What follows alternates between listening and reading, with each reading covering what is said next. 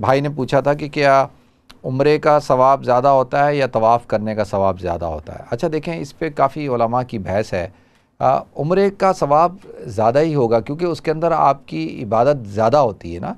उम्रे में आप एहराम बांधते हैं, उम्रे में आप तवाफ़ करते हैं, आप उम्रे में सई करते हैं, उम्रे में आप फिर बालों का हलक करते हैं, तो इसके अंदर आमाल ज़्यादा हैं। तो लिहाजा जब आमाल ज़्यादा हैं तो सवाब भी ज़्यादा होगा। तवाफ़ भी इसमें उम्रे में तवाफ़ भी होता है, सही भी होती है, और ख़ाली तवाफ़ में सिर्फ तवाफ़ होता है, सही नहीं होती। ठीक है।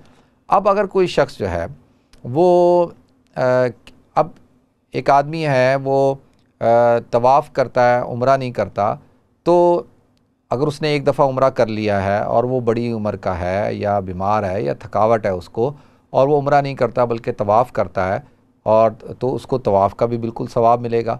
तो इस पे देखें, ये आपके अपने ऊपर है। एक आदमी अब वहाँ जाए और जाने के बाद जो है वो एक उम्रा कर ले, और अगर एक और करना चाहता है तो वो भी कर सकता है, लेकिन अगर वो वहाँ तवाफ़ भी करता है तो तवाफ़ का भी उसको सवाब मिलेगा। ये नहीं कि तवाफ़ का सवाब भी बहुत है।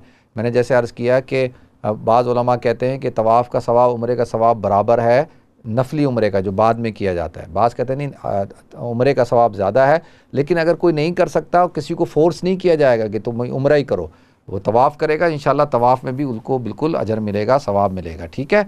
लेकिन एक तो उम्रा करना होगा ना, जो आप एहराम बांध के जाएंगे, जो अब वाजिब हो जाएगा उसको तो करना होगा आपको। ठीक है।